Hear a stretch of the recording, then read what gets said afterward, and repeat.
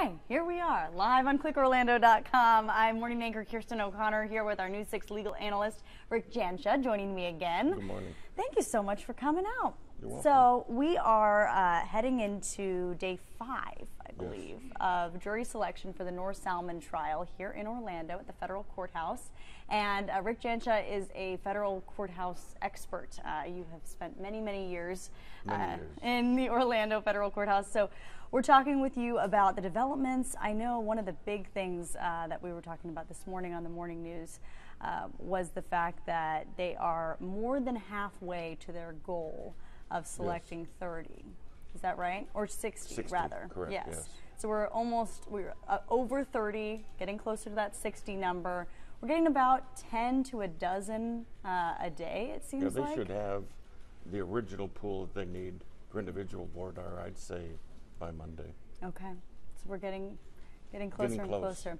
And once we have that goal number, then they'll be doing a little bit more in-depth interviews with those potential jurors. At that point, the defense attorneys are going to be taking an active part in the questioning, and I'm sure all the attorneys will be there and the jury consultants will be there, where they try to whittle down from the 60 down to 12 jurors and probably 6 alternates. Okay.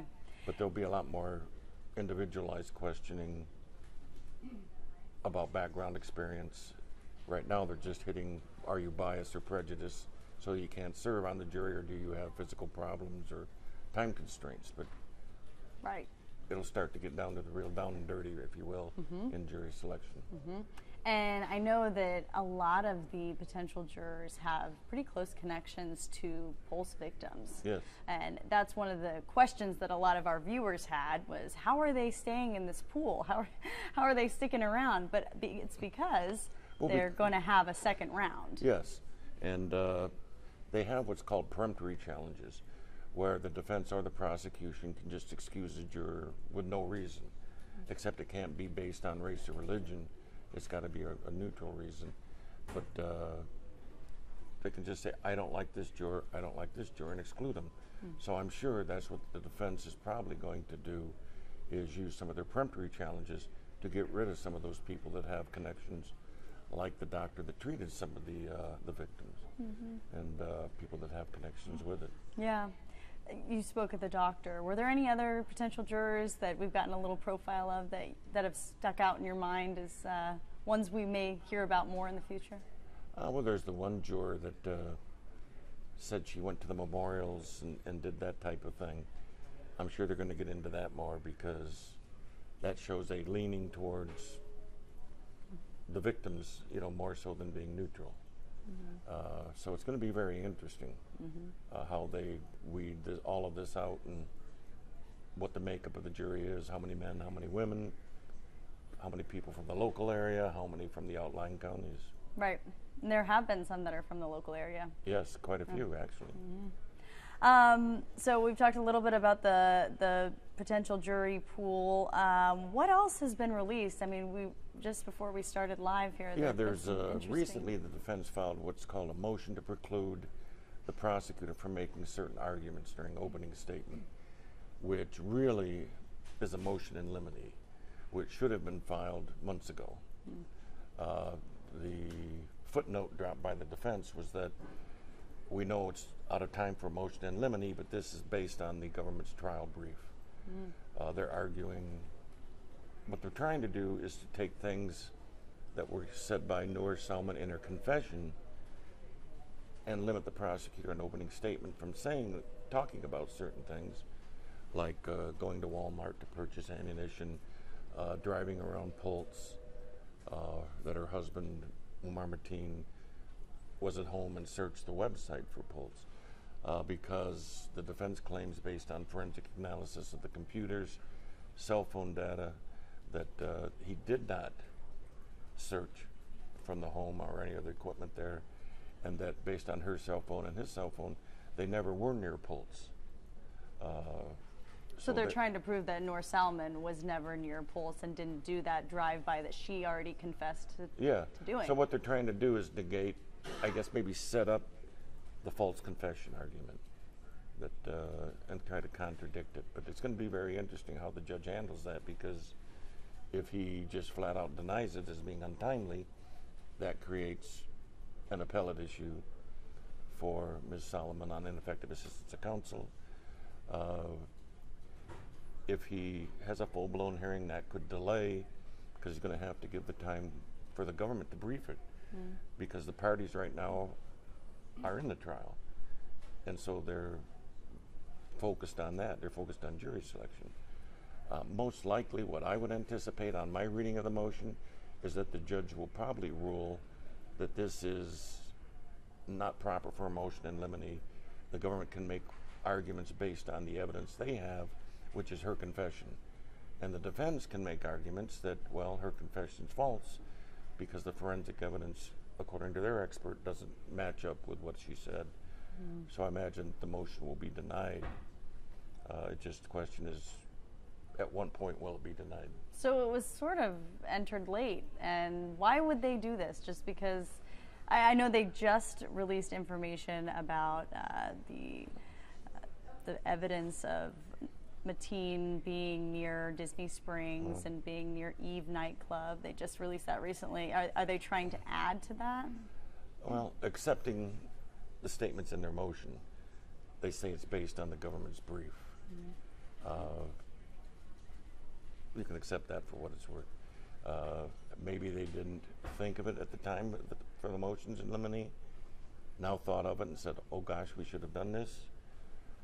Or it's a way to distract the prosecution to try to disrupt their game plan, to try to disrupt their flow, to get them sidetracked on another issue, during the course of the trial. But, I got to assume they filed it in good faith, and it's based on what they said. So it's based on the trial briefs and the arguments that the government made that they have to file it. That they're filing it now, yeah. Right? And they've got to file it. I mean, if there's a motion that exists, they've got to file it. If not, the appellate courts will look at it, and it could create an error. So, okay. So it has to be addressed one way or the other. Yeah, preventing error is Yes. Key in keeping this going in Absolutely. the right way. Yeah. Let's go back a little bit to earlier in the week when we found out that information about Omar Mateen going out to Disney Springs and going out to Eve nightclub. Yeah. And, this was a big, not a surprise, but it was information that we had never heard before. Well, and this is one of the happening things now. in the defense motion that they filed recently is that the government not be allowed to argue that the attack was directed against the OBGT community, because they say based on searches he did on his cell phone that evening, he was at Disney Springs. There was big police presence, and I guess they have video of that, the government does, and also the cell towers. But that he searched Orlando nightclubs.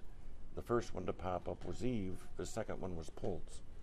And according to the data from the cell phones, the cell towers, he actually went past Eve. And then I guess there was a big police presence there, plus also Eve has quite a bit of security, metal detectors, that type of thing. That he then searched Orlando nightclubs again, and then Pulse popped up, and that's when he went to Pulse. So the argument is that this was just, Pulse was a target, but it was just a target of convenience and less security than Disney or Eve. We have heard this before, this theory that Omar Mateen was potentially going to target Disney Springs or even target another gay nightclub in Orlando. We haven't heard about Eve, but we've definitely heard Disney Springs mentioned before. Yes. Why are we just finding this out? Why didn't we hear this from police early on? A couple of reasons. Number one, tourism. The worst thing that could happen to Central Florida is an attack at Disney. That would really hurt all the attractions and the tourism industry if someone actually targeted those locations. You're hearing about it now because as there weren't a lot of leaks about the evidence until the motions were filed and the hearings were held, and it really didn't come up. Now the prosecution is focused, it was a Pulse attack based on Nadine's statements, but the defense wants to put out there, no, it wasn't. So they kind of leaked it in the motion they filed to get it out there. So things will keep coming out as this trial progresses that nobody's heard of, and we'll go, oh my gosh, why didn't we know that before? Mm-hmm. I can imagine. I mean, this is only jury selection. Yes. So and a lot's coming out already. Mm-hmm. That's because of all the motions that have been filed in the hearings, but I'm sure we'll hear a lot more and a lot of different interesting things. Mm-hmm. We may even get to hear, some of the things that we know about, phone calls, voicemails, text messages, things that we know about but we haven't actually seen or heard. Yes. May come out in the court. All we've heard is each side's version of the events and the testimony. So you said Monday you think we will hopefully be ready whittled to pick down. A jury, yes. Yeah, ready to pick a jury. So what will that look like Monday? What they'll do is they'll bring all the jurors in to the courtroom and then call them up randomly, set them in the jury box, and then they'll question the ones, they'll ask general questions of all 60. And then they'll put them in the box and then ask individual questions to each of the members. And then that's called voir dire. It's a French word to speak the truth. Mm-hmm. It's actually pronounced voir dire, but everybody calls it voir dire. And then they'll be able to use their challenges, preemptory challenges, any challenges for cause that come up again, and then they'll seat the 12 and then pick the 6 alternates if that's what the number they're going to have, but I would think it would be 6. So do you think that there is any chance between now and Monday, as early as Monday, that some of these potential jurors are going to start rethinking, do I really want to be a part of this? Is there any way for them to opt out? Or Monday, can they say, you know what, this is really not something I want to do? Well, they could come back and say, I've thought about it, and my conscience is really bothering me. I am going to have difficulty being fair and impartial, which you would hope they would do. Some may just do it because of the enormity of the case, I don't want to be part of it. Right. And someone even brought up, the potential danger to the jurors.